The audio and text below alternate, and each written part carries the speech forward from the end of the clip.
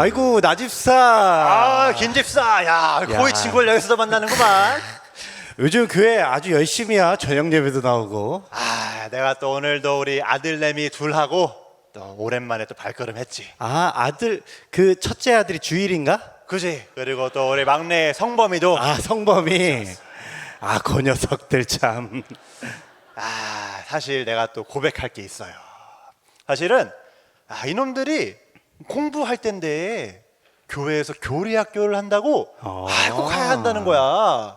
난 처음에 말렸지. 공부할 때 어디에 가냐. 근데 이놈들이 나 몰래 갔더라고. 그놈들이. 그래서 내가 이렇게 혼내려고 자 기다리고 있는데 교리학교 끝나고 와서니 내가 다 혼내려고 하는 순간 아빠 잠깐만요. 더 중요한 게 있어요 라고 하면서 자기들이 배워온 거를 나한테 알려주는 거야. 야, 그래서 그 내용을 한번 들어보기로 했지. 그러니까 첫 주차에 뭐였더라? 하나님은 선하신 분이다, 좋으신 분이다라고 하려고. 또 2주차에는 우리 하나님께서 우리를 사랑해서 만드시고 또 우리가 하나님의 사랑을 닮아야 한다는 거를 알려주는데 걷는만 듣는데도 내 가슴이 막 뛰는 거야. 그래가지고 이거는 들어야 된다 해서 3, 4주차는 내가 같이 오고 있지. 그래서 이렇게 나타나는구만. 그렇지. 근데 우리 김집사, 내가 코이 모임에 듣기로는 김집사는 지금 온 가족 다 하고 있다면서? 우리 가족은 1주차부터 한 번도 빠짐없이 나왔고 이 모임이 마치면 가족들끼리 얘기하는데 우리 딸내미 알지? 그 동윤이. 동윤이 요즘 부쩍 컸더라고. 나보다 더 커. 동윤이가 이제 공부한 걸 정리해 주는데 2주차까지 했지. 3주차는 뭐였냐면 예수 그리스도 십자가와 부활. 그리고 4주차는 하나님 나라와 성령님. 이 정리한 거 보고 또 영상도 다시 보는데 너무 좋아. 그래서 오늘 구원론이라는 주제인데 너무 기대가 돼. 김집사, 그런데 내가 사실 우리 친구니까 말하는 건데 친구지? 나는 오늘 오는 거 좀 걱정했어. 우리가 지금까지 하나님 배웠지, 사람 배웠지, 그렇지. 예수님 배웠지, 그렇지. 성령님 배웠으면 그렇지. 다 배운 거 아니야? 뭐 아주 4주 남았대. 뭐 아니, 알겠다고?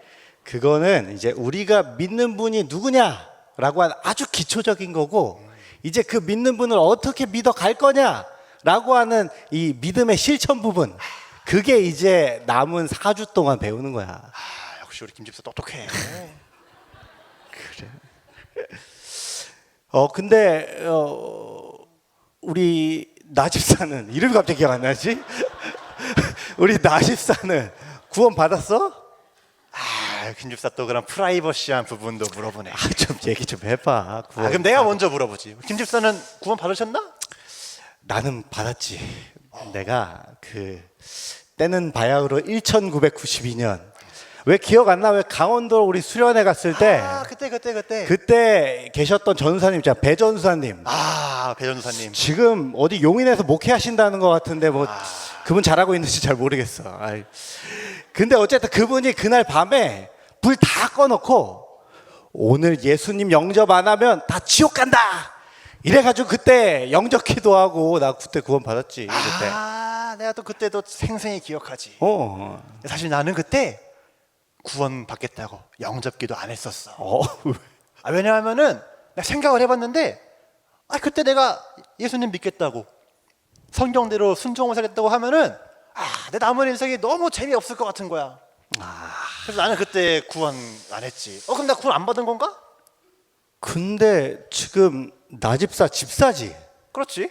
세례 받았지. 세례 받았지. 헌금 내지. 헌금 하고 있지. 그 주일날 빠질 때 있지만 잘 나오지. 그지, 나름 열심히 하고 있지. 봉사도 하지. 그렇지. 이 정도 했으면 그런 기도 안 해도 구원 받는 거 아니야? 역시 우리 똑똑한 김집사가. 똑똑해. 내가 뭔가를 내가 하는 걸 다 꼽아주니까 나 구원 받을 만 자격이 있는 것 같네. 근데 또 생각해 보니까 미안해. 구원은 입으로 시인해서 받는 거잖아. 근데 그런 기도 안 했으면은 구원 못 받는 건가? 너무 어렵구만. 그러네, 내가 구원이 부족하네. 내가 빨리 오늘 배워야겠네. 그럼 오늘 수업 들으면 좀 정리가 될 거야. 좋아. 어이구 시간이 다 됐는데.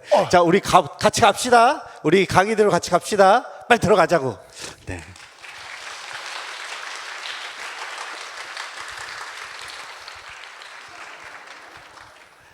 안녕하세요. 저희는 5주차 교리학교 오프닝을 맡은 김상훈 목사. 나한별 전도사입니다.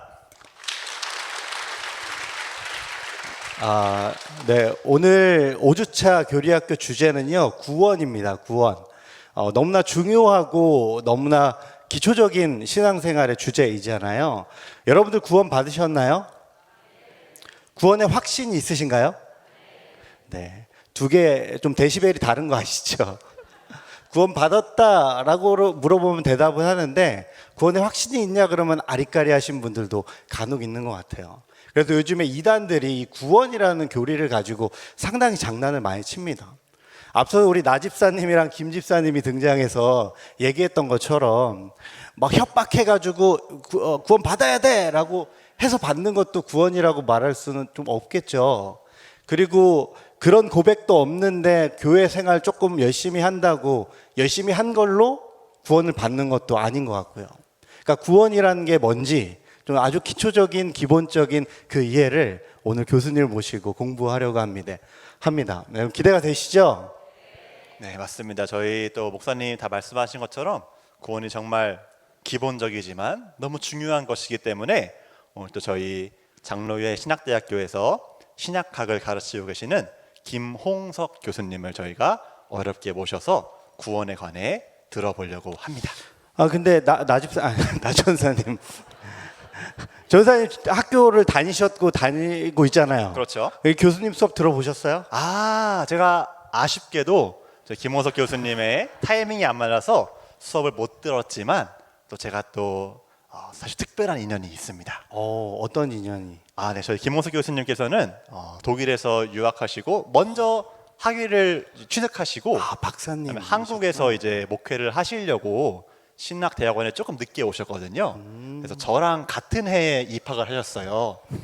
그래서 또 제 공교롭게도 제 기숙사 옆방에서 함께 한 학기를 보냈던 기억이 있습니다. 호영호재 하시는 분이죠? 네, 그렇게 그렇게 보시는데 그래서 제가 항상 고민이 있거나 뭐 좀 이렇게 심심하거나 하면은 옆방 분 들여서 들어가면은 저 김홍석 교수님께서 정말 인자한 얼굴로 맞아주시고 또 이렇게 명쾌한 대답들을 많이 해주셔서 참 좋은 형이었던 기억이 제게 남아 있습니다.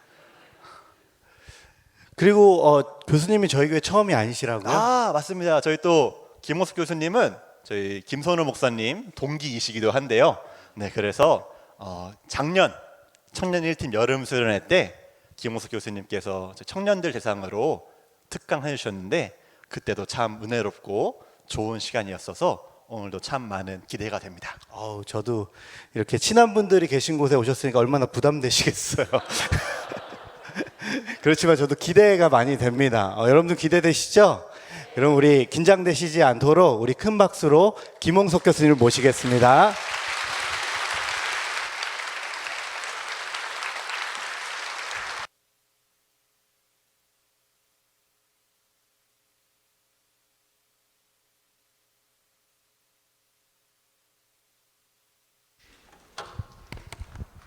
네, 감사합니다.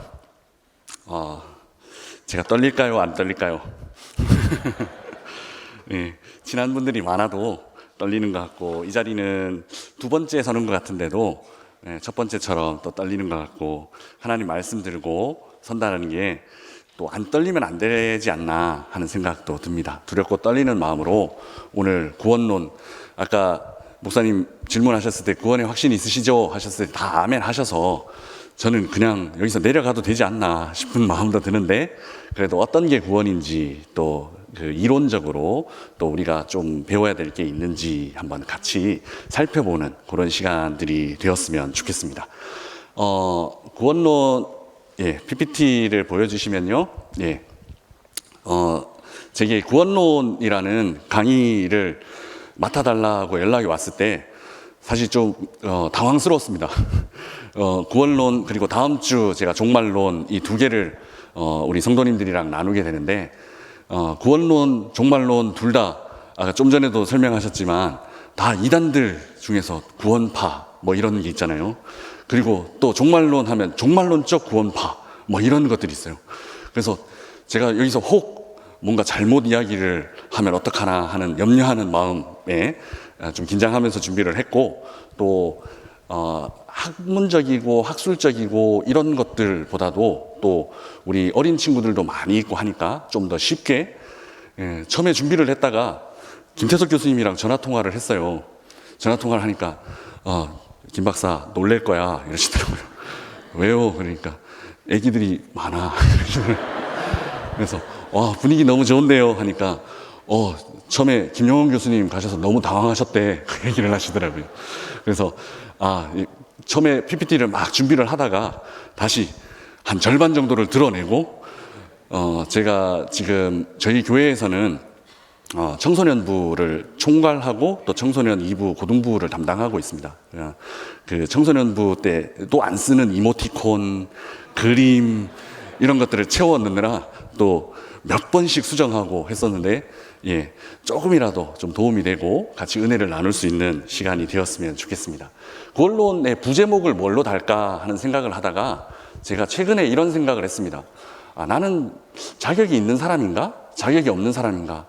나는 신학교에서 가르칠 만한 자격이 있는 사람인가? 그리고 나는 교회에서 설교를 할 만한 자격이 있는 사람인가? 라고 했을 때 제 스스로 제 안에 학위라든지 경력이라든지 이런 거를 살펴봤을 때 사람들은 저에게 자격이 있어, 그렇게 할 수 있어 라고 얘기할 수 있을지 몰라도 제 스스로 저를 돌아봤을 때 참 모나고 흠이 많고 부족한 사람인데, 그런데 내가 감히 성도님들 앞에서 이겁니다, 저겁니다, 이렇게 사세요, 저렇게 사세요 얘기할 수 있을까라는 고민을 하게 됐습니다.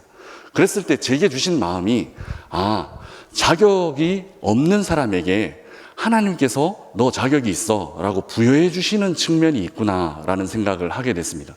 오늘 구원이라는 관점에서 생각해 봤을 때 우리가 자격이 있기 때문에, 구원받을 수 있는 자격이 있기 때문에 구원을 주시는 것이 아니라, 아무리 돌아봐도 나는 구원받을 만한 자격이 없는 사람인데도 불구하고 하나님께서 그 자격 없는 사람에게 주시는 자격이 구원이 아닌가 해서 자격 없는 사람들에게 주신 자격이라는 타이틀을 달아보았습니다. 구원론은 인간의 구원에 대한 교리입니다. 잘 아시는 것처럼 인간의 구원에 대한 교리인데, 그런데 인간이 어떻게 그 구원을 위해서 인간이 어떤 일을 하는지에 대해서 탐구하는 학문이 아닙니다. 구원은 인간의 구원에 대한 교리이지만 하나님께서 그 사람들을 위해서 어떻게 하셨는지를 가르치는 교훈입니다. 그러니까 사람이 어떻게 했느냐 하는 것이 이 교리의 대상이 아니라 하나님께서 사람들을 위해서 어떻게 하셨느냐를 알려주는 것이 바로 구원론입니다. 그래서 영어로 하면 소테리알러지 해서 소테리아 하는 헬라어 구원이라는 말과 여러분 잘 아시는 로고스라는 말이 합쳐져서 소테리얼러지 이렇게 이제 부르고, 밑에 소터라는 말을 제가 한 번 더 쓴 이유는, 소터라는 말은 예수님 당시에, 예수님 살아계셨던 그 언저리에 여러 왕들이라든지 뭐 군주들 앞에 소테르라는 별명이 붙어 있는 경우들이 있습니다. 자기 스스로 혹은 자기의 측근들이 이 사람을 봤을 때 구원자라는 칭호를 붙이는 그런 경우입니다. 앞에 항상 이렇게 좀 지루한 내용들을 얘기를 하고 넘어가게 되는데요. 구원이라는 말을 사전에서 찾아보면 어려움이나 위험에 빠진 사람들을 구하여 줌이라고 일반적으로 설명을 하고, 두 번째는 인류를 죽음과 고통과 죄악에서 건져내는 일이라고 종교, 특히 기독교적으로 규정해 놓은 것을 볼 수 있습니다. 우리 성도님들은 혹시 물에 빠져 보신 경험이 있으신지 모르겠습니다. 그리고 혹시 물에 빠진 사람을 구해줘 본 경험이 있으신지 모르겠습니다. 혹시 이 중에 좀 아픈 기억인데 그 아픈 기억을 떠올려야 되는 경우가 아니라면, 저는 제가 그 중등부 교사를 할 때요, 청년 시절에 2000년 전후였던 것 같은데 중등부 교사를 할 때 이런 경험이 하나 있습니다. 사실 그 중등부 교사를 할 때 이 명선교회랑도 약간의 인연이 있습니다. 중등부 교사를 할 때 제가 두 분의 전도사님을 섬겼는데 그중 한 분이 얼마 전에 이제 담임 목사님으로 가셨던 이승근 목사님, 그때 당시에 전도사님이 제가 중등부 교사를 할 때 전도사님이셨어요.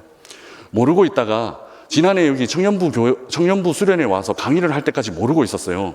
그래서 선우 목사님이 저한테 제 강의 영상을 보여줬는데 그 옆에 어디서 많이 본 사람이 옆에 떠 있는 거예요. 뭐 이렇게 키도 이만큼 크시고 덩치도 이만하신, 그때 당시에도 그랬습니다. 그 이수근 그때 당시에 전도사님이랑 제가 참 인상적인 게 같이 사역했던 때가 2002년 월드컵 때 뭐 이럴 때였어요. 같이 교회에서 축구를 보거나 하면 보통 전도사님들이 누구랑 같이 축구를 보느냐 하면 선생님들이랑 같이 봐요. 청년들이랑 같이 보거나. 근데 이수근 전도사님은, 그때 당시 전도사님은 아이들이랑 같이 봤어요.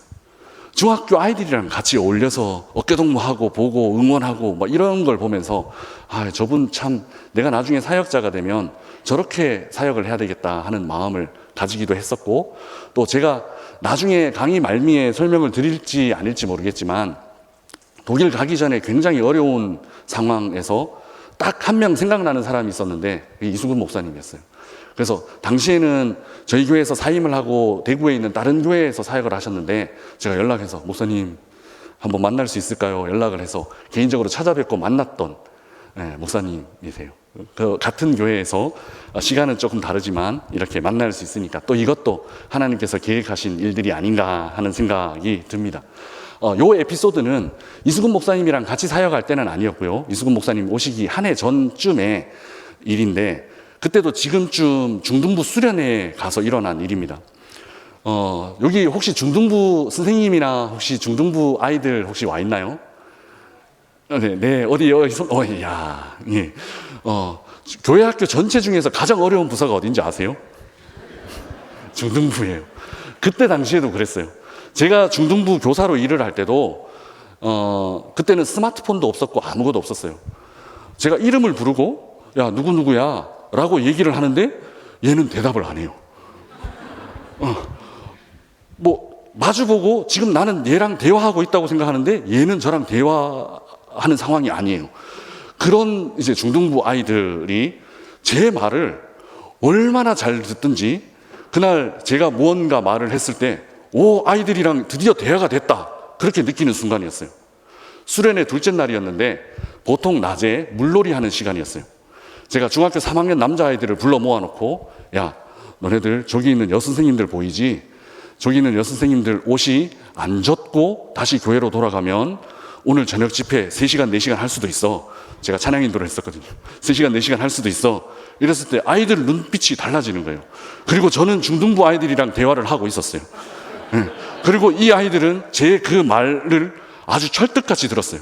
그리고 제가 그 뒷부분에 야, 물에 빠뜨릴 때는 이렇게 해야 돼 하면서 노하우를 하나 알려준 게 있는데, 자, 상체를 들고 있는 친구들은 미리 놔야 돼. 발목을 잡고 있는 친구들은 조금 더 갖고 있어야 돼. 그래야지 선생님들이 물맛이 어떤지를 보실 거야 라고 알려줬어요.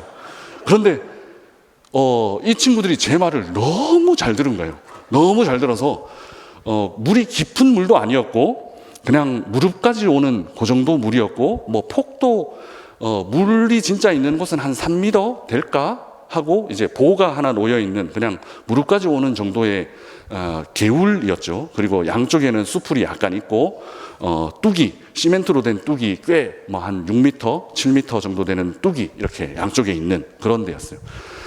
저는 이제 그 학생들을 진두지휘해야 되니까 뚝 위에서 이렇게 애들이 잘하고 있나를 내려보고 있었고, 애들은 저마다 이제 선생님들을 유인해 갖고 와서 이제 물에 빠뜨리기 열심히 가운데 있었는데 분위기가 왁자지껄 즐거운 분위기에서 한순간 뭔가 분위기가 바뀌었어요. 싸한 분위기예요. 그래서 선생님 하면서 부르는데 뭔가 일이 일어났어요.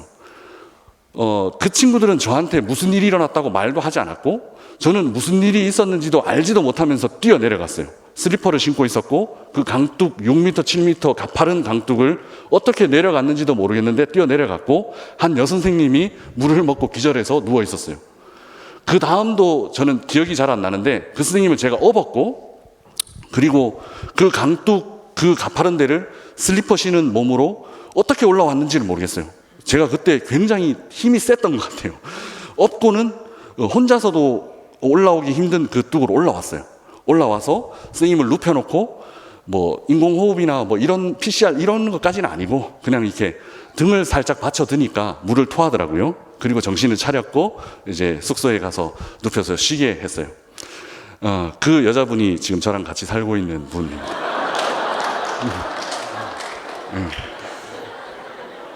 네.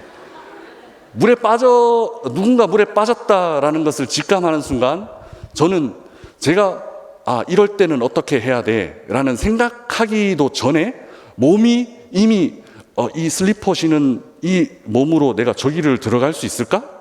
이 사람을 내가 업고 이 슬리퍼 신은 이 몸으로 내가 올라올 수 있을까? 이런 논리적인 합리적인 생각을 하기 이전에 누군가 물에 빠졌다, 정신을 잃었다라는 게 직감이 되는 순간 그냥 몸이 반응해서 뛰어내려가는 저를 발견했어요.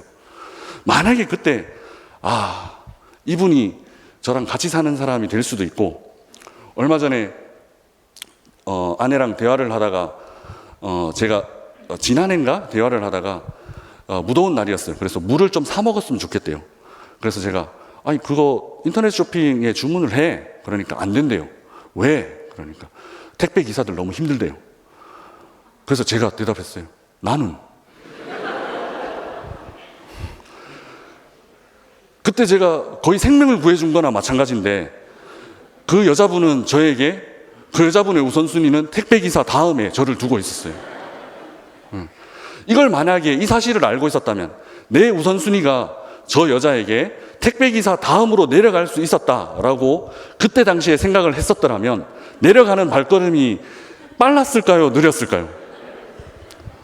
코 곤다고 야단 맞고 음식 쩝쩝댄다고 야단 맞고 소파에 누워있어도 야단 맞고 앉아있어도 눈치 보이고 이런 여자가 지금 저기에 물에 빠져서 정신을 잃고 있다라고 그때 당시에 생각할 수 있었다면 제 걸음이 빨랐을까요? 느렸을까요?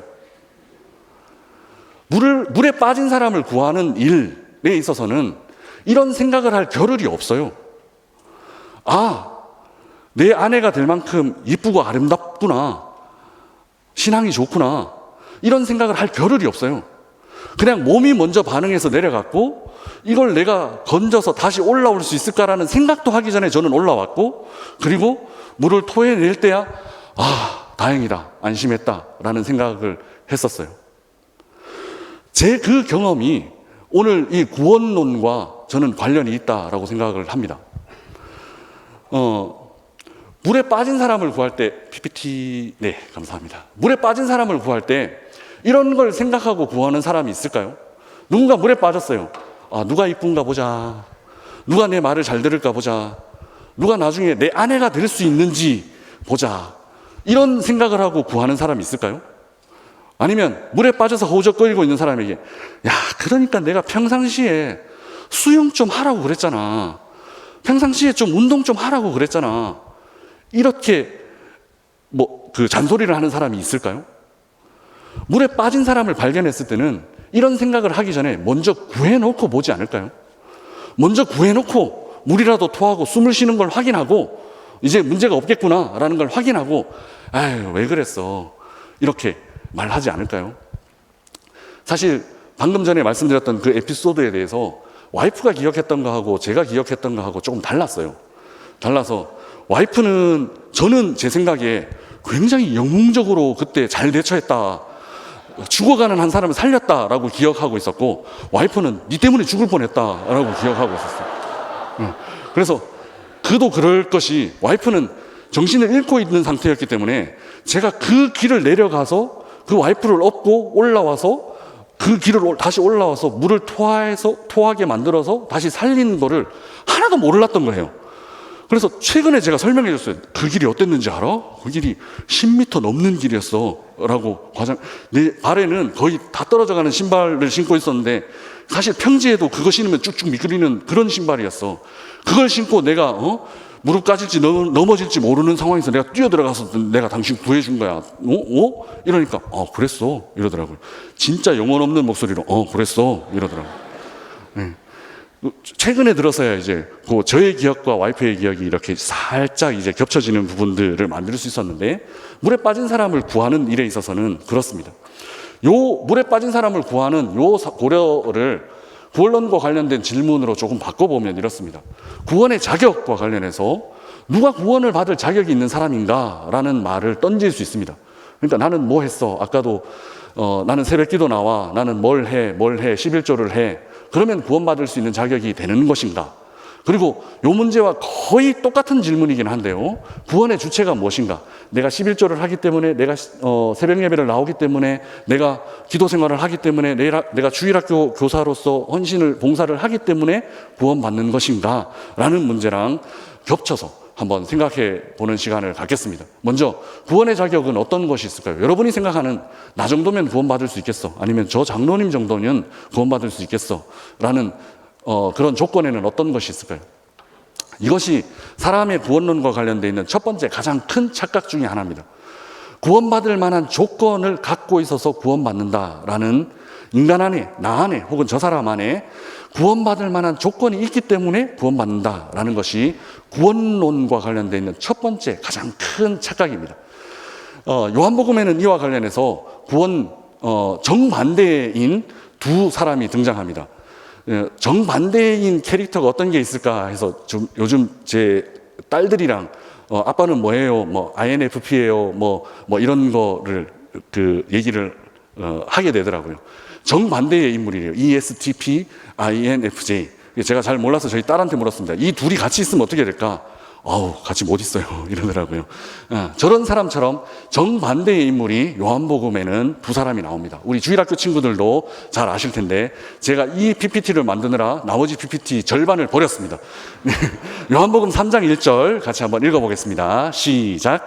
그런데 바리새인 중에 니고데모라 하는 사람이 있으니 유대인의 지도자라. 아멘.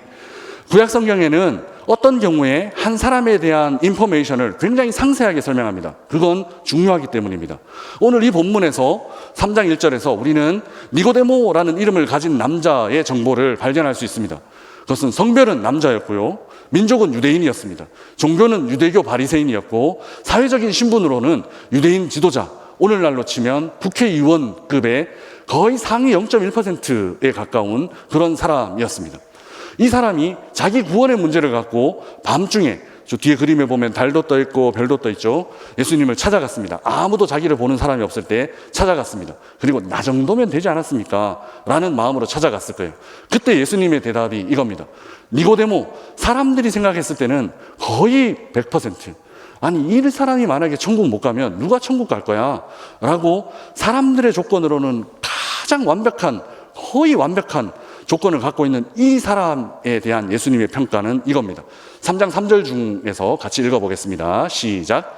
사람이 거듭나지 아니하면 하나님의 나라를 볼 수 없느니라. 볼 수 있다는 말입니까? 볼 수 없다는 말입니까? 볼 수 없다는 말에 강조점이 찍힙니다. 뭐 하지 않으면, 거듭나지 않으면, 뭐 하지 않으면 너 안 돼 입니다. 그리고 3장 5절도 똑같은 말이 한 번 더 반복됩니다. 같이 읽어보겠습니다. 사람이 물과 성령으로 나지 아니하면 하나님의 나라에 들어갈 수 없느니라. 아멘. 이 말은 조건부 불가능이라는 말입니다. 너같이 완벽한 조건을 갖고 있어도 남성이고 혈통적으로 유대인이고 사회적 신분이 이렇게 높은 사람, 그리고 종교적으로도 아주 열심히 있었던 바리새 지파에 속한 사람이라고 하더라도 너 안 돼. 그걸로는 부족해 라고 말씀하시는 것이 예수님의 판단입니다. 이 맞은편에 바로 뒤에 있는 4장에 한 여인이 등장합니다. 그런데 이 여인은 니고데모와 같이 이름도 기록되어 있지 않는 여인입니다. 이 여인은 니고데모처럼 직접적으로 설명은 되어 있지 않지만 간접적으로 이 4장 5절에서 7절 안에 이렇게 묘사되어 있습니다. 같이 읽어보겠습니다. 시작. 사마리아에 있는 수가라 하는 동네에 이르니 예수께서 길 가시다가 피곤하여 우물 곁에 그대로 앉으시니 때가 6시쯤 되었더라. 사마리아 여자 한 사람이 물을 기르러 왔음에 예수께서 물을 좀 달라 하시니. 아멘. 요 구절에서 니고데모처럼 직접적이지는 않지만 이 사마리아 여인이 어떤 사람인지 개인정보가 포함되어서 드러나고 있습니다. 이 여인은 첫 번째 어떤 사람입니까? 어디에 사는 사람입니까? 사마리아에 사는 사람입니다. 니고데모와는 정반대의 인물이죠. 니고데모는 나는 혈통적으로 우등생, 나는 순수한 혈통 이렇게 얘기할 수 있는 사람이고, 사마리아는 이방인들과 이미 피가 섞여 있는, 유대인들이 봤을 때는 저 동물 같은 사람, 이렇게 손가락질하는 사람이었습니다. 오죽하면 예수님이 사마리아를 통과하면 더 빨리 지나갈 수 있는데, 그래서 예수님은 통과해서 실제로 지나가셨죠. 근데 유대인들은 그 길을 삥 돌아서 이렇게 갈 정도로 사마리아 사람들이랑 상종하지 않으려고 하는 그 동네에 살고 있는 사람이었습니다. 더더군다나 이 사람은 여자였습니다. 여기에 있는 많은 여성분들에게 죄송하지만 고대 사회의 여성은 그냥 재산의 일부로밖에 여기지 않았습니다. 그러니까 짐승을 사고 파는 것처럼 그냥 재산의 일부로밖에 여겨지지 않았습니다. 사실 저는 경상도 출신인데 제가 어린 시절만 해도 여자들에 대한 차별이 엄청 심했습니다. 그래서 저희 외할아버지에게 세배하러 가면 저는 외손자인데도 불구하고 방 안에서 세배를 했었습니다. 근데 저희 어머니는 친딸이잖아요. 그런데 문을 열어놓고 대청마루에서 세배를 했던 그 모습이 어렴풋이 기억이 납니다. 불과 30년 전 일입니다.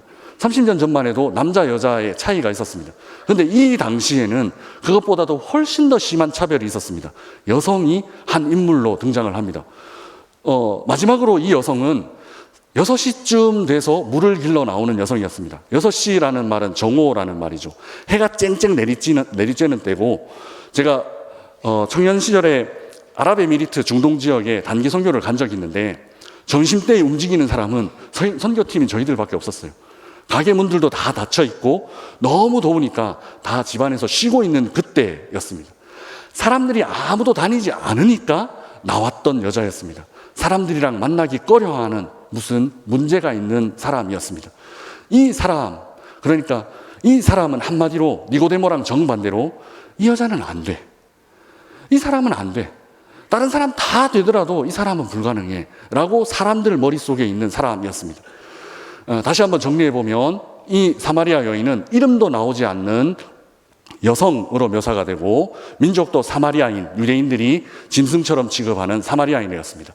사회적 신분으로 치면 정오에 사람들의 눈길을 피해서 물을 길러와야만 하는 사연을 가진 여성이었습니다. 이 여성에게 이런 일이 일어납니다. 예수님이 이 여성에 대한 평가를 직접적으로는 하지 않으시지만, 이 여성은 예수님과 얼마간의 대화를 나눈 이후에 이렇게 행동합니다. 같이 읽어보겠습니다. 시작. 여자가 물동이를 버려두고 동네로 들어가서 사람들에게 이르되, 내가 행한 모든 일을 내게 말한 사람을 와서 보라. 이는 그리스도가 아니냐 하니 그들이 동네에서 나와 예수께로 오더라. 아멘. 이 여성에게 마을로 다시 들어가 내가 그리스도를 만났어, 이 사람 그리스도야 라고 고백하는 이 행위는 이 여인에게는 있을 수가 없는 행동이었습니다.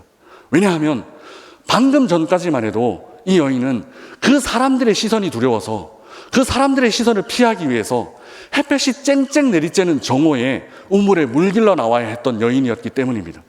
그런데 이 여인이 예수님을 만났고 저분이 나를 구원할 수 있는 분이라고 확신이 들었을 때 그 피해 다녔던 사람, 그 무리 속으로 다시 들어가게 되는 역사가 일어나는 것입니다. 예수님은 이 여인에 대해서 이 사람이 구원받았어, 받지 않았어 라고 얘기하지 않습니다. 그러나 나중에 제자들과의 대화를 통해서 그냥 씩 웃으시는 예수님의 표정이 본문 안에 드러납니다. 누가 봐도 되지 않을 것 같은 사람이 하나는 예수님의 선택을 받습니다. 누가 봐도 될 것 같은 사람이 조건부 부정의 평가를 받습니다. 그러나 여기에서는 둘 다 안 돼, 안 돼, 안 돼를 말씀하시는 것이 아니고, 예수님이 어떻게든 구하려고 하시는, 어떻게든 되게 만들려고 하시는 예수님의 의지, 예수님의 마음을 읽으셔야 합니다. 둘 다 예수님을 믿어야 돼. 둘 다 이런 경우라고 하더라도, 가장 완벽한 조건을 갖고 있더라도 예수님 믿지 않으면 안 돼. 가장 힘든 경우를 갖고 있다고 하더라도 예수님 믿으면 돼. 이 말씀을 예수님이 이 두 경우를 통해서, 이 두 전형적인 인물을 통해서 우리에게 설명하고 있다라는 사실을 기억해야 합니다. 이것이 예수님의 구원론의 첫 번째 전제 조건입니다. 영접하는, 같이 읽어볼까요? 1장 12절에서, 요한복음 1장 12절에서 13절 말씀입니다. 같이 읽겠습니다. 시작. 영접하는 자, 곧 그 이름을 믿는 자들에게는 하나님의 자녀가 되는 권세를 주셨으니 이는 혈통으로나 육정으로나 사람의 뜻으로 나지 아니하고 오직 하나님께로부터 난 자들이니라. 아멘. 우리 친구들 잘 읽었어요. 고마워요. 네, 여기에 영접하는 것, 또 믿는 것 하니까 뭔가 사람이 영접하고 사람이 믿고 하는 것처럼 느껴질 수 있는 뉘앙스 뒤에 바로 어떤 구절로 그것들을 보완하고 있느냐 하면 혈통으로나 육정으로나 사람의 뜻, 그걸로는 될 수 없어 라고 분명히 부정하시고요, 못 박으시고, 그리고 어떻게 해야 되느냐 하면 오직 하나님께로부터 난 자들이라고 설명하고 있습니다.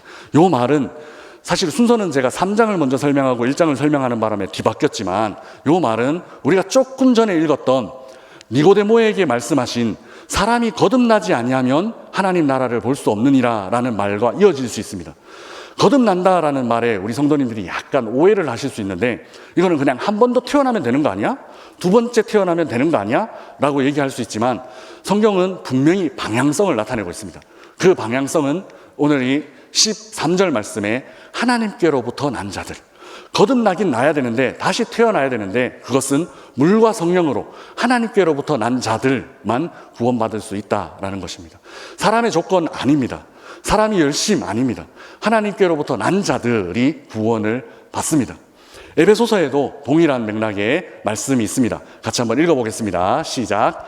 너희는 그 은혜에 의하여 믿음으로 말미암아 구원을 받았으니 이것은 너희에게서 나는 것이 아니요 하나님의 선물이라. 아멘. 이 선물이라는 말 속에 구원에 대한 정수 핵심이 담겨져 있습니다. 선물은 저 사람이 받을 만한 자격이 되기 때문에 받는 상과는 다릅니다. 올림픽에서 달리기 경주를 해서 1등이 금메달을 받고 2등이 은메달을 받고 3등이 동메달을 받는 그것과는 다릅니다. 이 선물은 주는 사람이 주고 싶어서 주는, 받는 사람에 의해서, 받는 사람의 조건에 의해서 주게 되는 것이 아니라 주는 사람의 마음 때문에 주게 되는 것이 선물이라고 사도 바울은 놀랍게 이 구원에 대해서 설명을 하고 있습니다. 이 구원은 하나님이 주고 싶어서 주는 것이 바로 이 구원이라고 말씀하고 있습니다. 다시 한번 보면요, 자격은 절대로 여기에서는 타협하면 안 됩니다. 하나님의 은혜로 받는 것입니다. 자격이 있어서 구원을 받는 것이 아닙니다. 자격이 없는 사람들에게 구원의 자격을 주시는 것이 바로 구원입니다. 우리 성도님들 다 알고 계신 이야기이겠지만, 실제로 이 이야기는 우리의 삶에서 그렇게 쉽게 적용되지 않습니다. 저는 지난 3년 동안에, 지난해까지 저는 수험생 부서를 담당했었습니다. 그러니까 재수생들, 삼수생들, N수생들이 제가 사역하는 교회가 목동 지역에 있는 교회라 특별히 그런 학생, 학업, 진로 뭐 이런 부분에 대해서 예민한 동네입니다. 뭐 그렇게까지 잘난 동네도 아닌데 부모님들이 되게 예민합니다. 그래서 오늘도 고등부 예배 때 이제 기말고사 준비 시즌이 들어갔잖아요. 그러면 아이들이 한 절반 정도가 줍니다. 너무 마음이 아파요. 사실은 사역자 입장에서 이때 배워야 하는 신앙, 이때 알아야 하는 예수님이 분명히 있는데 학원과 비교해서 우선순위가 좀 바뀌어 있는 모습 아닌가 하는 모습에 오늘도 예배드리러 나온 아이들 모습 보면서 참 너희들이 대단하다, 빈자리를 보면서 마음이 아프다 하는 마음을 가졌는데, 저는 3년 동안 그 예민한 아이들, 고등학교 때까지는 그래도 어떻게든 교회에 나오지만 재수하는 순간 어디에 갔는지 사라져버리는 그런 지역에서 사역을 하고 있습니다. 그 지역에서 사역을 하다 보면 학교를 어디 갔는지에 따라서 부모님들 어깨도 좀 달라지고 아이들도 교회에 나오는 보폭이 달라지는데, 저는 그거는 잘못됐다라는 생각으로 너무 이제 마음이 아픈데요. 공부를 열심히 해서 대학에 합격시켜주는 것, 이것은 세상적인 원리입니다. 그래서 1등급이 1등급의 학교를 가고 2등급이 2등급의 학교를 가고, 제가 지금 1등급, 2등급 얘기를 하면서도 좀 제 음성이 좀 떨리는 걸 느끼십니까? 왜냐하면 등급 붙는 게, 어떤 목사님이 그렇게 얘기를 하시던데, 등급이 붙는 게 참 고등학교 아이들 등급이 붙고, 그 다음에 정육점에 가면 그 고기들이 등급이 붙어요. 그러니까 우리 아이들이 왜 그런 등급이 붙어야 되는지, 고기 덩어리에 1등급 도장, 2등급 도장, 뭐 2플러스 뭐 이런 게 찍히는 것처럼 우리 아이들에게 왜 그런 등급이 붙는지 참 마음이 아픈데, 어쨌든 시대가 그런 시대가 되었습니다. 공부 잘하는 애들이 좋은 대학에 가고 못한 애들이 그 다음 대학에 들어가고 이런 것이 세상의 원리입니다. 그런데 저는 제 인생을 돌아봤을 때 하나님은 저를 그렇게 다루지 않으셨습니다. 하나님은 저에게 자격이 없음에도 불구하고 항상 자격을 주셨고, 그리고 그 자격을 주시고 난 다음에 너가 이런 일들을 했으면 좋겠어 라고 부탁하시는 하나님이셨습니다. 저는 독일에 유학을 가리라고 생각을 했던 게 2004년 5월이었습니다. 그리고 2004년 10월에 유학을 갑니다. 보통 분들이 최소한 1년 이상 준비를 해서 어학 준비를 하고 또 논문 쓸 거를 준비를 하고 해서 오시는데, 저는 아무 준비도 없었고 하이델베르크라는 지역에 심지어는 신학과 뭐 대학이 있는지도 몰랐습니다. 그런 사람이 그냥 어쩔 수 없는 상황이 돼서 제가 그 당시에 선교단체 간사로 사역을 하면서 청년부를 돕고 있었는데요. 청년부와 더 이상 같이 있을 수 없는 상황이 돼서 내 영향을 받고 있는 이 아이들과 더 가장 멀어지는 것이 하나님께서 원하시는 것이겠다 싶은 마음이 드는 시절이었습니다. 그래서 3년 동안 새벽 밤으로 사역하던 그 청년이랑 가장 멀어지는 길이 어딜까를 기도하다가, 그래, 신학 공부하고 싶으니까 유학을 가자 해서 결정했던 것이 독일이었습니다. 5월 달에 결정을 했고 10월 9일 날 결혼했고 10월 22일인가 비행기를 타고 떠났습니다. 그리고 그 독일에서 첫 번째 예배를 드렸던 예배가 종교개혁 기념 예배였습니다. 기념주일 예배였습니다. 그러니까 준비가 워낙 안 돼 있으니까 어학이 될 리가 없죠. 그리고 독일어는 영어랑은 또 좀 다릅니다. 될 리가 없죠. 바로 앞에 앉아 있는 이 물건을 물어보는 말조차도 몰랐으니까요. 그렇게 해서 그래도 공부를 1개월, 2개월, 3개월, 4개월 하면서 그 4개월 동안은 주로 어떤 공부냐 하면 쓰는 시험 공부였습니다. 그건 어떻게 패스 합니다. 한국 사람들은 시험에 강하니까. 그리고 쓰는 시험은 어떻게든 할 수 있으니까. 근데 4개월이 지나고 5개월부터는 말을 해야 됩니다. 대학 입시 시험이 듣는 거, 말하는 거가 다 포함되어 있기 때문입니다. 근데 그 5개월째 그 단계에 들어가서 처음으로 제가 떨어집니다. 유급이 됩니다. 한 몇 점 차이로 이제 듣기가 거의 빵점이 나왔어요. 그래서 유급이 됩니다. 유급이 돼서 그래도 쫑파티는 해야 되니까 가서 이제 클래스에 있는 애들이랑 선생님이랑 앉아서 이야기를 하는데, 선생님이 질문합니다. 너 대학 가면 무슨 공부할 거야? 질문합니다. 그래서 그 안 되는 독일어로 난 신학 공부하고 싶어 라는 말을 했습니다. 근데 그 말이 끝나고 한 1분이나 지났을까요? 저쪽에서 한 노신사가, 그 백발이 성성한 한 노신사가 키도 크고요, 걸어옵니다. 내가 옆에서 얘기를 들으니까 신학 공부하고 싶은 학생이 있다던데 누굽니까? 라고 이야기를 하는 거예요. 하이델베르크 대학의 신학과 교수가 그 자리에 있었습니다. 제가 독일에 가서 첫 번째 실패를 경험했던 그 순간에 하나님은 너 이 실패가 아니야 라는 것을 그 교수님을 우연히 그 커피숍에서 만나게 하심으로 알려주셨습니다. 그래서 실패는 했지만, 그리고 여전히 내 미래는 불투명하지만, 그럼에도 불구하고 할 수 있겠는데? 라는 희망을 하나님께서 주셨습니다. 자격이 없는 저에게 너 할 수 있어, 그래도 최선을 다해 라는 희망을 주셨습니다.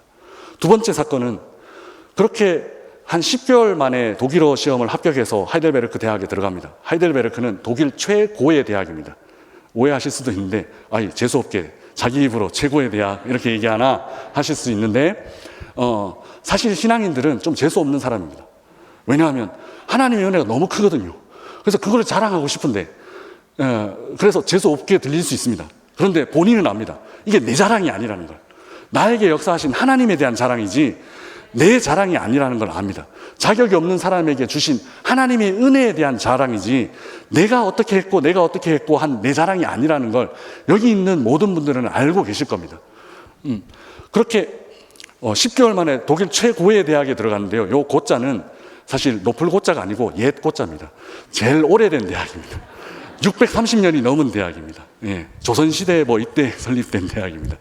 그 최고의 대학에 들어갔습니다. 들어갔는데 겨우겨우 이제 시험 합격해서 들어가야 되죠. 이 시험을 제가 어떻게 합격했을까요? 듣기 평가도 해야 되고, 듣기 평가 문법이랑 독해랑 듣기 평가 1차로 치고 나면 2차로는 인터뷰 시험 오랄 테스트를 합니다. 5분 동안 텍스트를 주고 신문 기사 같은 걸 주고 이걸 읽고 준비해서 15분 동안 읽고 준비해서 15분 동안 조별로 들어가서 토론을 합니다. 말을 할 수 있을까요? 할 수 있을까요? 그래서 그때 제 기도 제목은 그거였습니다. 하나님 1차 시험만이라도 통과하게 해주세요. 제가 어떻게 됐을까요? 2차 시험도 통과합니다. 저는 독일어를 할 수 없는 사람이었어요. 그러니까 이 시험은 그냥 나는 제 와이프한테도 얘기했어요. 난 이 시험은 그냥 연습 삼아 치는 거야. 절대로 기대하지 마. 절대로 기도하지 마. 기대하지 마. 기도도 하지 마. 그냥 나 연습 삼아서 치는 거야. 그렇게 아침에 말하고 시험 치러 갔었어요. 그리고는 텍스트를 받았습니다. 근데 이 텍스트를 받는 순간 합격할 수 있겠는데? 라는 생각을 했어요. 그 텍스트의 주제는 황우석 박사의 개복제한 테마가 그 텍스트 안에 있었어요. 그러니까 저는 이미 황우석 박사가 어느 대학 교수고 지금 뭘 하고 있고 어떤 일을 하고 있고 하는 것에 대한 정보가 이미 있죠. 그러니까 그걸 독일어로 만들어내는 것만 조금 하면 어느 정도는 할 수 있는 거예요. 그래서 합격했어요. 그리고 이런 언어 실력으로 대학을 들어가서 듣고 있으면 막 뭐든 많이 적어요. 적는데 옆에서 제가 적은 필기를 보고 독일 애들이 웃어요. 야, 너 그거 아니야. 이거 가져가. 하면서 자기 노트를 줄 정도로. 근데 그 노트는 제가 알아볼 수가 없어요. 왜냐하면 필기체로 다 적혀 있기 때문에. 그래도 고맙다라고 하고 그 다음을 기약하기 위해서 고맙다고 하고 또 밥도 사주고 뭐 이렇게 교제를 계속 했었어요. 독일에서 공부를 하면 처음 이제 고전어를 3개를 해야 돼요. 헬라어, 히브리어, 라틴어를 해야 돼요. 헬라어는 2학기, 히브리어는 1학기, 라틴어는 2학기를 해야 돼요. 저는 성경 공부를 하고 싶어서 히브리어를 하려고 하다가 그날 강의실을 못 찾아 들어가는 바람에 강의실이 무슨 스트리트 몇 번지 찾아오래요. 근데 이 지도를 들고 찾아갈 수가 없는 거예요. 관광객처럼 두리번 하다가 수업 시간을 놓쳐버렸어요. 그래서 그 수업을 못 들어가고 헬라어 수업을 들어갔어요. 헬라어 수업을 들어갔어요. 이런 실력을 가진 사람이 수업을 들어가서 수업을 들으니 한 학기 듣고 시험을 치고 패스한 사람만 그 다음 학기 수업을 들을 수 있어요. 근데 제가 그 학기 시험 기말고사를 합격했을까요? 떨어졌을까요? 떨어졌어요. 한 3개 차이로 떨어졌어요. 3개 차이로. 13개만 맞추면 되는데 11개를 맞췄나 해서 떨어졌어요. 근데 독일에서는 항상 시험을 한 번 더 칠 수 있는 기회를 줘요. 2학기가 시작되기 전에 요 시험을 한 번 더 쳐서 합격하면 2학기 때 헬라어 2를 들을 수 있는 기회를 줘요. 그래서 방학 동안에 열심히 한다고 사설 학원을 갔어요. 한 200유로 주고 듣는.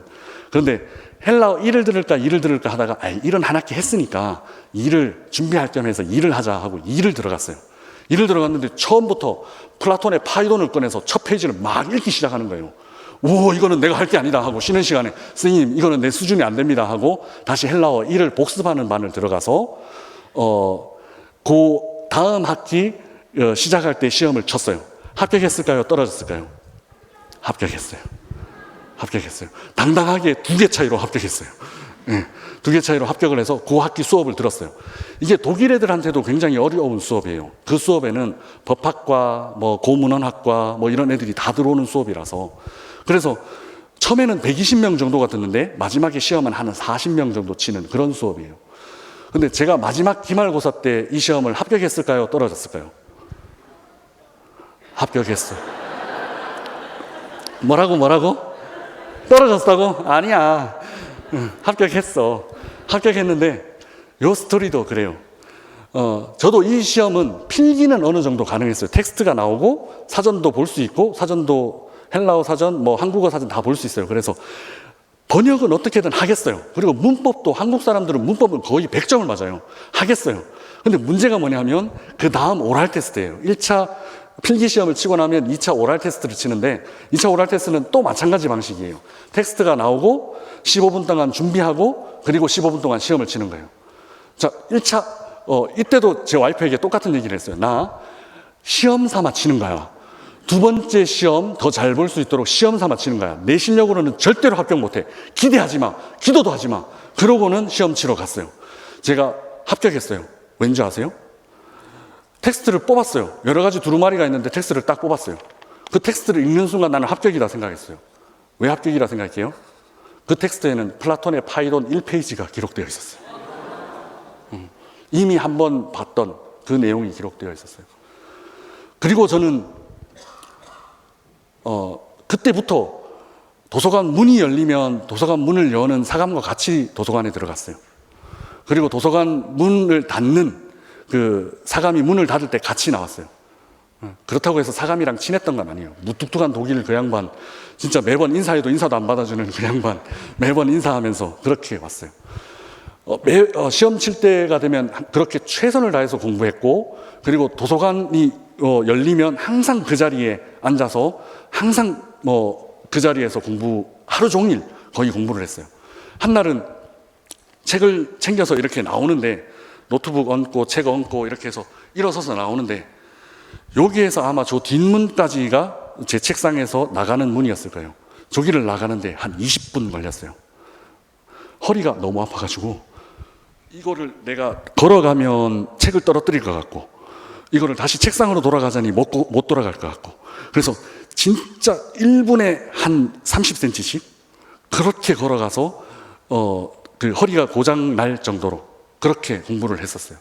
그런데 제 마지막 학위를 받고 나서 제 마지막 고백이 뭘까요? 제가 이렇게 열심히 해서 저는 자격이 있는 사람입니다 일까요? 아니에요. 제가 할 수 없는 시험을 통과시켜 주신 하나님이 가장 먼저 생각났어요. 제가 이 시험은 나는 할 수 없어, 이 시험은 나는 떨어질 수밖에 없어, 기도도 하지 마, 기대도 하지 마 했던 시험을 합격시켜 주신 하나님이 생각이 났어요. 이 논문은 통과되기 힘든 거야. 한국 사람이 300단어, 독일어 300단어 갖고 쓴 거야. 제가 우스갯소리로. 어떻게 교수님들한테, 이름만 들어도 벌벌 떨리는 저 교수님들한테 이 논문이 통과될 수 있을 것 같아. 기대도 하지 마, 기도도 하지 마. 그런데 하나님이 한 단계 한 단계 한 단계 통과시켜 주셨어요. 자격 없는 저를 그렇게 자격을 만들어 주셨어요. 그래서 제가 어떻게 고백할 수 있을까요? 저는 박사님 이 정도 해도 되지 않아요? 그렇게 얘기할 수 있을까요? 그렇지 않아요. 자격 없는 저를 만들어 주신 분은 하나님이세요. 그래서 하나님께서 뜻하시는 어느 자리에든지 갈게요. 돈 안 줘도 갈게요. 그리고 빡세도 갈게요. 그렇게 얘기할 수밖에 없었어요. 거저 받았으니 거저 줄게요. 그런데 놀라운 거는 세상 사람들의 관점에서는 공부 잘하는 사람 합격시켜주고 공부 못하는 사람 떨어뜨리는 것이 세상의 법칙이에요. 그런데 하나님은 저에게 공부 못하는 저를 합격시켜주시고 뭐까지 해주셨냐면 박사학위를 주시는 그 내내, 박사 공부를 하는 그 내내 장학금까지 주셨어요. 폰 나트 장학금이라고, 구약을 공부하시는 분은 이분을 공부하지 않고는 공부할 수 없는 최고의 신학자가 저희 학교 교수님이셨고 학장님이셨어요. 그 교수님 타이틀의 장학금을 2년 반 동안 매월 받으면서 공부했어요. 복음은 이런 거예요. 자격 없는 사람에게 자격을 주는 것.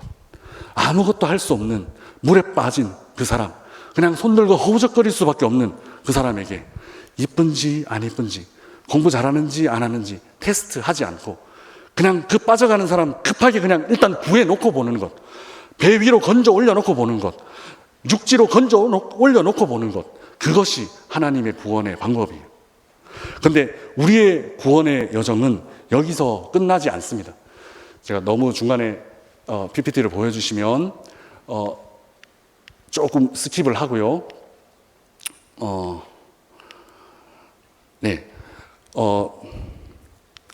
대충 알고 계신 내용이라고 생각을 하고, 칭의구원이란, 그래서 칭의구원이란 자격 없는 사람에게 자격을 주시는 구원인데, 이것은 그냥 우리 친구들 말로 이응지읒, 이거 뭐야? 우리 친구들 인정. 그렇지. 저는 이거 오직 이렇게 오직 예수 뭐 이런 건가 싶어서 처음에 한국 왔을 때 오직 예수, 오직 뭐 이런 거야 했는데 인정이래요. 칭의구원은 인정받는 거예요. 하나님이 의롭다고 그냥 인정하는 거예요. 이것은 그냥 재판에서 재판하실 수 있는 권한을 가지신 하나님이 그냥 땅 무죄 이렇게 선언하는 거예요. 그런데 우리는 여기에서 그냥 끝나면 안 돼요. 칭의교리와 관련해서 가장 중요한 또 한 사람이 마틴 루터인데요. 얼마 전 그 마틴 루터 500주년 기념 직전에 제가 학위를 끝내고 돌아왔기 때문에 500주년 독일의 큰 행사는 못 보고 정작 못 보고 돌아오긴 했는데, 아무튼 마틴 루터를 조금 설명하고 그냥 성화 구원을 설명하고 이 강의를 마치도록 그렇게 하겠습니다. 마틴 루터는 사실 누구보다도 자기 구원을 확신하기 위해서 치열하게 노력했던 사람입니다. 그래서 벼락이 치는 것, 그 두려움 때문에 에어프루트에 있는 그 수도회 소속의 수도사가 됩니다. 그리고 모든 것들을 다 포기하고 하나님 앞에 모든 인생을 드렸던 수사신부가 됩니다. 그런데 이 사람이 아무리 성경을 읽어봐도 이렇게 해야만 구원받을 수 있어 라는 구절이 없는 거예요. 너 헌금을 할 때 땡그랑 헌금 떨어지는 소리가 나면 연옥에서 천국으로 그 영혼이 옮겨갈 거야 라는 구절이 성경에는 없는 거예요. 그래서 1517년 10월 31일 날 비텐베르크 한 교회에 95개 주의 반박문을 걸고 오직 의인은 믿음으로 말미암아 삽니다라는 이 이신칭의의 구원론을 펼칩니다. 이건 원래 아까 좀 전에 봤었어야 되는데 어거스틴이 처음 했던 이야기고요. 로마서 1장 17절 말씀 너무 중요하니까 같이 한번 읽어보겠습니다. 시작. 복음에는 하나님의 의가 나타나서 믿음으로 믿음에 이르게 하나니 기록된 바 오직 의인은 믿음으로 말미암아 살리라 함과 같으니라. 아멘. 이 구절, 하나님의 의라는 이 구절을 루터는 이렇게 해석을 합니다. 하나님의 의는 죄인을 벌하시는 하나님의 속성을 말하는 것이 아니라 의로운 사람, 불의한 사람을 구분해서 불의한 사람을 벌하시려고 작정하신 하나님의 마음이 아니라 모든 죄인을 의롭다고 하시기 위해서 애쓰시는 하나님의 마음이야 라고 처음 획기적으로 해석을 합니다. 그러니까 벌하시려는 마음이 아니라 의롭다고 인정해 주시려고 하는 마음이 이 구절 안에 드러나는 거야 라고 처음 해석을 합니다. 자유의지와 관련해서는 하나님 앞에서 자유와 의지를 갖고 있다라고 생각하는 사람들은 자신이 그리스도를 부인하는 자임을 알아야 될 것이다. 내 자유의지로 내가 뭔가를 이루어야 된다. 내 자유의지로 금욕을 해야 된다. 내 자유의지로 헌금을 해야 된다. 뭐 이런 생각을 하는 사람들은 그리스도를 부인하는 자임을 알아야 될 것이다 라고 아주 강력하게 선언합니다. 그리고 선한 행위에 관련해서는 제가 이 얘기를 하려고 하는데요. 선한 행위와 관련해서는 구원을 받기 위해서 선한 행위를 하는 것이 아니라 구원을 받았기 때문에 행하는 것이 바로 선한 행위다라는 거죠. 여기에서 이제 성화의 구원이 등장합니다. 칭의에 걸맞는 하나님이 땅땅땅 너는 의인이야 라고 했을 때는 내 진짜 속사람이 의인이 아닙니다.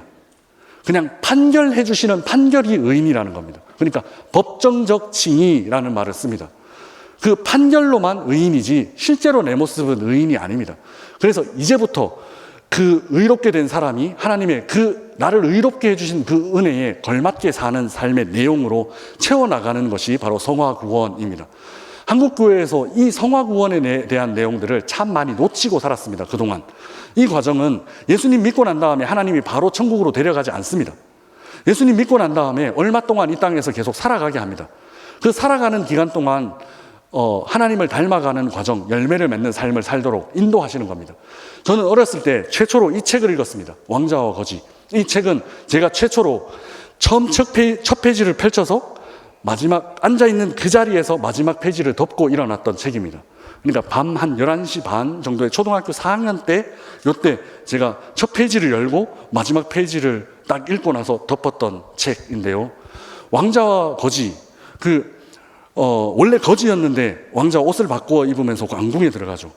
이 거지는 왕자가 되고 난 다음에 행복했을까요? 우리 친구들 행복했을까? 아니, 왜? 왕자가 되고 싶지 않아? 할 게 너무 많아. 그리고 좀 더 설명을 하면, 좀 더 자세하게 요 할 게 너무 많아에서 조금 더 설명을 하면 어색한 거예요. 그 왕궁이 어색한 거예요. 저는 얼마 전에 힐튼 호텔 결혼식에 참여했는데 코로나 끝물 기간이라 그 수저 이런 것들을 그 냅킨에 다 싸가지고 이렇게 세팅을 해놨더라고요. 원래는 그 수저들이 순서대로 이렇게 돼 있기 때문에 먹을 때 어떤 수저 쓰지, 어떤 포크 쓰지, 어떤 나이프 쓰지 생각할 필요 없이 바깥쪽에 거부터 쓰면 되거든요. 저같이 무식한 사람들은. 그래서 그렇게 쓰면 되는데 그때는 포크랑 나이프가 다시 한꺼번에 뭉뚱그려져 있는 거예요. 그래서 이걸 어떻게 써야 되지 고민이 될 정도로. 그래서 다시 크기 순서대로 이렇게 놓고 썼던 기억이 있는데, 처음 그런 자리에 들어가 있으면 사실 스테이크 맛 생각 안 납니다. 음료가 어떤 맛이었는지 생각 안 납니다. 어색해가지고 이거 뭐지? 땀 뻘뻘 흘리다가 그냥 대충 옆에 사람들 눈치 보고 먹고 나오는 거죠. 거지가 왕자가 된 거지는 왕궁에서 아마 그런 거 당했을 거예요.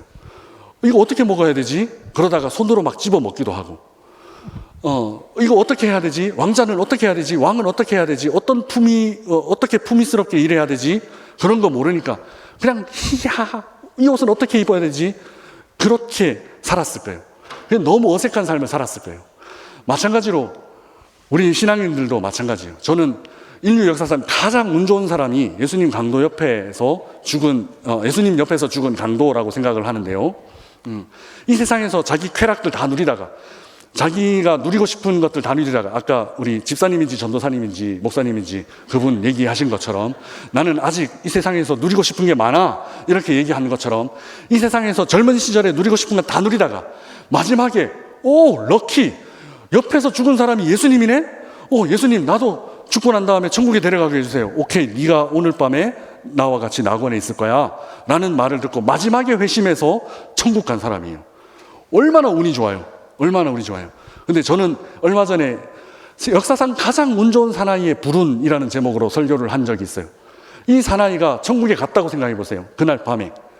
친구들, 이 사나이가 예수님에 대해서도 전혀 모르고 하나님에 대해서 전혀 모르고 그냥 예수님 믿어요 한마디 하고 죽기 직전에 예수님 믿고 천국 갔어. 천국 가서 어땠을까? 기분이 좋았을까? 싫었을까? 어렵지. 이 질문 어려운 질문이야. 엄청 어려운 질문이야. 기분이 좋았을 거야. 근데 불편하기도 했을 거예요. 왜? 천국이 어땠을까요? 낯설어서. 천국에서 눈치 보고 있는 거예요. 저 집사님 찬양 진짜 열심히 하는데 난 저 찬양 몰라. 찬양 좀 가르쳐 주세요. 배워야 되는 거예요. 하나님 어떻게 높여드리지? 나는 잘 몰라. 그런데 그걸 배워야 되는 거예요. 천국 가서 이걸 배워야 되는 거예요. 근데 우리는 천국에 가서 자신 있지 않아요? 하나님, 내가 이렇게 일하고 왔어요. 예수님, 내가 예수님이랑 이렇게 동행하는 삶을 살았어요. 예수님, 그때 내가 기도할 때 예수님 내 옆에서 바로 그 기도 들으셨죠? 그 기도, 예수님 내 기도 들어주셨을 때 제가 정말 한없이 눈물을 흘렸어요. 그런 예수님이랑 이야기 나눌 거리가 있는 거예요. 예수님이랑 대화할 수 있는 거리가 있는 거예요. 그 거리들을 구원받고 난 다음에, 판정적인 구원을 받고 난 다음에 예수님이랑 천국 가서 얘기할 거리를 만들어가는 시간이 바로 이 시간인 거예요. 때로는 새벽 예배에 나와서 눈물 흘리는 성도들을 보면 너무 마음이 아파요. 새벽 예배에 이렇게 안내를 서다가 올라가시는 성도님들 얼굴만 봐도 저 성도님들은 기도 제목이 있나 보다라는 마음이 들어요. 눈물 흘리면서 기도하는 기도 시간이 끝났음에도 불구하고 계속 기도하는 그런 성도님들을 보면 마음이 아파요. 그래서 조금이라도 더 기도해드리고 저 집사님 기도 저 몰라요. 그런데 마음이 아파요. 기도 들어주세요. 꼭 들어주세요. 그렇게 기도하고 내려오곤 하는데 그런 마음 아픈 이야기, 그 이야기가 천국에서는 하나님이랑 대화할 수 있는 거리가 될 거예요. 하나님, 내가 그때 그 새벽 기도 나가면서 부르시셨던 거 예수님 듣고 계셨죠? 듣고 계신 거 저 느꼈어요. 너무 고마워요. 그런 이야기들 천국 가서 할 수 있는 거예요. 이 사나이가, 예수님 옆에서 죽은 이 사나이가 역사상 가장 운 좋았던 사나이지만 불운한 한 가지 일이 있다면 천국 가서 할 말이 별로 없을 거예요. 우리는 이 땅에서 예수님 믿고 난 다음에 그 천국 가서 예수님이랑 풍성하게 끊이지 않고 이야기할 수 있는 거리들을 지금 이 순간에 만들어가고 있는 거예요. 그래서 예수님 기도해 보면, 요한복음 17장에 나오는 예수님의 기도해 보면 이렇게 기도하십니다. 예수님이 같이 읽어볼까요? 시작. 내가 비옵는 것은 그들을 세상에서 데려가시기를 위함이 아니요 다만 악에 빠지지 않게 보존하시기를 위함이니이다. 아멘. 예수님 믿고 난 다음에 저를 하늘나라 그 천국 좋은 데로 데려가셨으면 좋겠어요. 근데 예수님 그렇게 하지 않는데요. 왜요? 이 땅에서 그런 훈련들, 그리고 아직 예수님 믿지 않는 사람들에게 내 이야기를 좀 전해줘, 내 사랑을 좀 전해줘, 우리를 통해서 그 일을 하기를 원하시는 거예요. 그 일은 우리에게도 너무 뜻깊고 기쁜 일이 될 거예요. 그리스도인의 성화는 재판적인 칭의 이후에 나는 선한 사람이 되었어요, 이거는 취소되지 않아요. 나는 아까 우리 목사님인지 집사님인지 정체성이 불분명한 그분이 나는 구원 영접 기도를 했는데 뭐 잘 모르겠어. 나는 잘 모르지만 하나님은 아세요. 그래서 그 기도에 대해서 내가 의미 없이 내뱉었다라고 하더라도 나는 그때 눈물도 안 났어요. 나는 그때 닭살도 안 돌았어요. 그래도 하나님은 기억하세요. 그리고 하나님이 지금까지 인도해 가고 계세요. 그런 과정 속에서 예수님의 그리스도의 형상을 회복하는 그런 내용을 채워나가는 거예요. 이제 내 자유의지로 선택하고 결정하면서 하나님이 기뻐하시는 삶이 뭘까? 하나님이 원하시는 삶이 뭘까? 물에 빠져서 허우적거릴 때는 생각지도 못했던 것, 이제 육지로 올라와서 숨 헐떡헐떡 쉬면서 나를 구원해 주신 저 양반, 내가 뭔지는 잘 모르겠지만 저 양반 위해서 내가 살아봐야지 하는 결단을 이제야 하는 거예요. 그래서 하나님의 은혜에 대한 오해는 값없이 줬네, 싸구려네, 이렇게 하는 사람이 제일 나쁜 사람이에요. 저는 2004년도에 독일에 들어가서 어학을 하는 중에 성탄절 방학이 됐어요. 성탄절 방학이 한 2주 정도 되는데 요 이야기만 하고 이야기를 마무리할 텐데요. 2주 정도 돼서 너무 할 일이 없는 거예요. 가게 문도 거의 닫았고 할 일이 없는 거예요. TV를 봐도 무슨 말인지 모르겠고, 그래서 와이프랑 학생들은 그 기차 티켓을 주는데 어느 구간까지 마음껏 버스나 전차나 심지어는 가까운 기차 같은 것도 이용할 수 있는 티켓을 줘요. 그래서 이 티켓 갖고 어디까지 갈 수 있는지 한번 가보자 해서 기차역에 가서 아무 기차나 탔어요. 아무 기차나 타고 가서 아무 역에서나 내렸는데 그 내린 도시에서 조동상이 서 있는 거예요. 조동상이. 여기는 뭐야? 왜?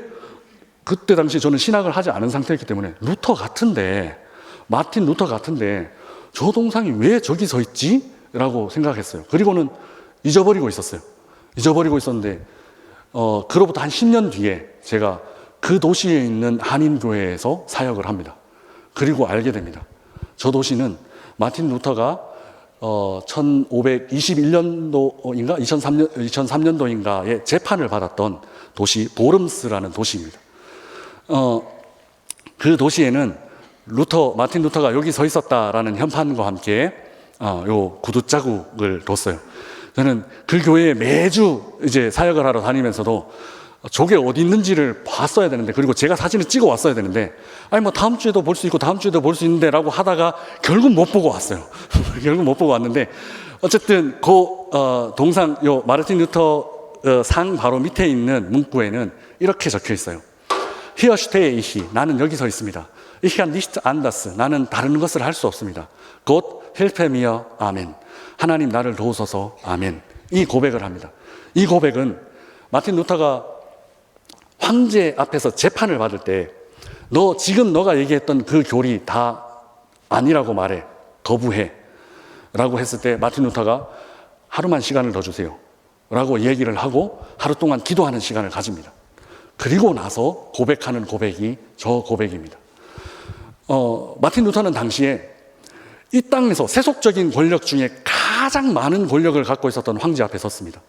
그리고 이 땅에서뿐만 아니라 저 세상에서, 그러니까 종교적인 가장 큰 권력을 갖고 있었던 교황 앞에도 섰습니다. 그러니까 인간이 가질 수 있는 가장 큰 권세, 두 권세 앞에서 재판을 받았습니다. 그러니까 얼마나 두려웠겠습니까? 그런데 하루 기도를 하고 난 다음에 이 고백을 합니다. 나는 여기 서 있습니다. 나는 다른 것을 말할 수 없습니다. 다른 것을 할 수 없습니다. 하나님 나를 도와주십시오. 아멘 하고 용감하게 내가 얘기했던 그것을 지키겠다고 목숨 걸고 지키겠다고 돌아서서 비텐베르크, 바트부르크로 떠나갑니다. 마틴 루터가 그 큰 권세 앞에서 도전받았던 것이 무엇이었냐 하면 바로 은혜로 받는 구원이었습니다. 은혜로 받은 그 구원을 목숨 걸고 마틴 루터는 지킨 거예요. 그 큰 권세들 앞에 루터 정도면 그냥 쥐도새도 모르게 그냥 휙 날려버릴 수 있는, 쥐도새도 모르게 빽가루조차도 어디 있는지 모르게 날려버릴 수 있는 그 큰 권세들 앞에서, 그 큰 권세의 도전들 앞에서, 그 위협들 앞에서 마틴 루터는 은혜의 교리, 그 교리를 지키기 위해서 목숨 걸고 하나님 나는 다른 것을 할 수 없습니다 라고 목숨 걸고 그 은혜의 교리를 지켰어요. 우리는 다를까요? 은혜로 받은 그 구원, 아무 값 없이 받은 그 구원, 아무 대가 없이 받은 구원, 자격 없는 저에게 주신 그 구원이지만 그 구원은 이제 우리들에게 목숨 걸고 지켜야 하는 구원이 된 거예요. 마틴 루터처럼 생명을 걸고 그 큰 권세들 앞에서 너 놓으라고만 하면 살려줄게 라는 유혹들 앞에서, 너 내가 한번 입김만 불면 너 날라가 하는 그 위협들 앞에서 목숨 걸고 지킨 교리가 바로 오직 의인은 믿음으로 말미암아 살리라, 은혜로 얻는 구원이었어요. 값없이 얻는 구원이지만 이제부터 우리는 그 대가에 대해서 하나님께서 얼마나 큰 대가를 지불하셨는지를 생각하면서 내 삶은 그 은혜에 합당한 삶으로 채워가야 하는 거예요. 하나님의 은혜를 진짜 경험한 사람은 루터처럼 살 수 있어요. 그리고 그 도전들을 이겨나갈 수 있어요. 너무 큰 도전을 하는 것 같습니다. 그래서 죄송합니다. 그러나 하나님이 우리를 위해서 베풀어 주신 은혜에 비하면 우리가 지금 한 걸음 한 걸음 하나님을 위해서 하는 일들은 그렇게 크다 말할 수 있을까요? 하나님께서 제게 대학을 입학시켜 주시고 시험을 통과시켜 주시고 학위를 받게 하신, 독일 최고의 대학에서 학위를 받게 하신 그 하나님의 은혜, 자격 없는 저에게 주신 은혜를 생각하면 제가 어디든 가서 하나님의 말씀 전하는 거 값비싸게, 제가 그래도 박사인데요, 독일 박사인데요, 이런 말 할 수 있을까요? 할 수 없어요. 가겠습니다. 순종하겠습니다. 죽으라면 죽겠습니다. 그 말밖에 할 수 없어요. 하나님을 진짜 경험한 사람이라면 목숨을 걸고 그 은혜의 교리를 지키는 거예요. 네. 그래서 요즘은 진짜 물에서 건짐을 받은 사람이라면, 진짜 죽었다 살아난 사람이라면, 진짜 은혜를 아는 사람이라면 오늘 하루를 그 은혜에 합당하게 채워나갈 수 있어요. 요즘 이 찬양이 너무 좋아서 같이 한번 불러보고 싶은데 이거를 하면 방송사고가 되겠죠. 지금 이미 한 2, 3분이 지나서. 그래서 가사를 한 구절만 보면, 내가 그동안 누려왔던 모든 것들, 내가 지나왔던 모든 시간들, 내가 걸어왔던 모든 순간들, 그때는 그냥 당연한 거라 생각했는데 그게 아니었습니다, 주님. 그게 아니었습니다, 주님. 한 걸음 한 걸음 다 은혜였습니다. 고백할 수밖에 없는 게 바로 구원에 대해서 배우는 우리들이 아닌가 하는 생각이 듭니다. 기도하겠습니다. 살아계신 주님, 모든 것이 다 하나님의 은혜입니다. 하나님 때문에 우리가 숨쉬고 있고, 하나님 때문에 우리가 사역하고 있고, 하나님 때문에 우리가 가정을 돌보고 있고, 하나님 때문에 우리가 공부하고 있고, 하나님 때문에 우리가 일하고 있습니다. 그동안 당연하다고 생각해왔던 것, 이 구원론 강의를 배우면서 은혜였구나, 다시 한번 새길 수 있는 저희들이 될 수 있도록 인도하여 주시고, 그 은혜에 합당한 삶의 열매들을 맺어가는 오늘 하루하루가 될 수 있도록 역사하여 주옵소서. 감사합니다. 예수님의 이름으로 기도드리옵나이다. 아멘.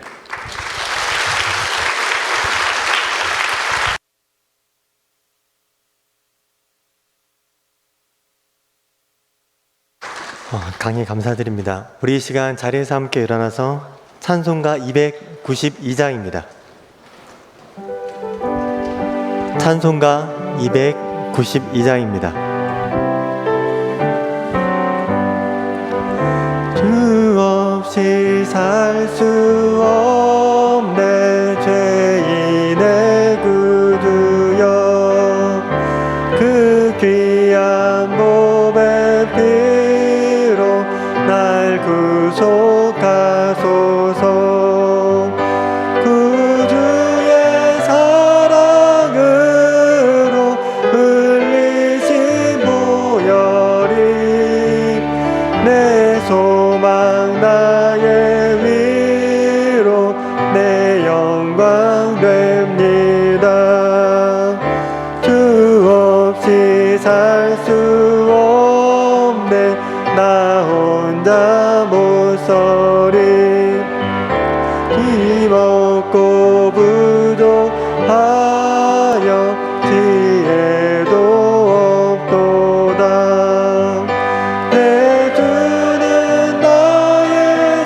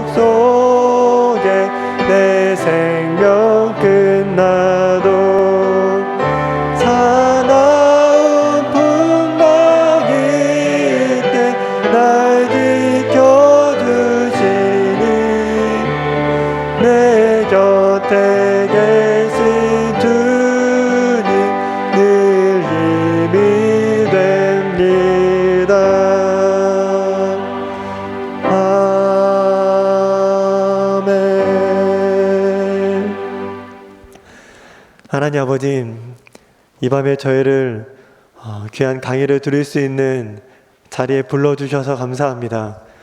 저희가 내세울 자격이 하나도 없었지만 오직 주님의 선물로서 저에게 그 은혜를 주셔서 자격 없는 저희가 그 은혜를 누릴 수 있게 하심에 감사드립니다. 주님, 저희가 이 은혜를 기억하고 또 기억하면서 이 은혜가 그 어떤 자격도 없이 주어진 것을 기억하면서 그 모든 것을 겸손하게 충성스럽게 주님께 나아가는 이유가 되게 하여 주시옵소서. 아버지 하나님, 오늘 이 시간 들었던 강의를 저희가 기억나게 해주셔서 한 주간 살아가면서 주님의 그 은혜로 인하여서 한 주간 주님 앞에 충성스럽게 정직하고 최선을 다하여 살아갈 수 있는 은혜를 허락하여 주시옵소서. 물질을 구별하여 드립니다. 이 물질이 사용되어지는 곳곳마다 이 자격 없는 자에게 주신 이 은혜가 전파될 수 있게 하시고 이 은혜가 전파됨을 통하여서 더 많은 분들이 예수님을 믿게 되는 귀한 은혜를 허락하여 주시옵소서. 이 물질을 구별한 손길 위에 주님께서 그 간절한 기도 제목을 들으시고 귀한 것들로 응답하여 주시옵소서. 주님께서 함께 하심을 믿고 감사드리며 예수님의 이름으로 기도드리오며 이제 다 함께 주님께서 가르쳐 주신 기도를 드리옵나니 하늘에 계신 우리 아버지여, 이름이 거룩히 여김을 받으시오며 나라가 임하시오며 뜻이 하늘에서 이루어진 것 같이 땅에서도 이루어지이다. 오늘 우리에게 일용할 양식을 주시옵고 우리가 우리에게 죄 지은 자를 사하여 준 것 같이 우리 죄를 사하여 주시옵고 우리를 시험에 들게 하지 마시옵고 다만 악에서 구하시옵소서. 나라와 권세와 영광이 아버지께 영원히 있사옵나이다. 아멘.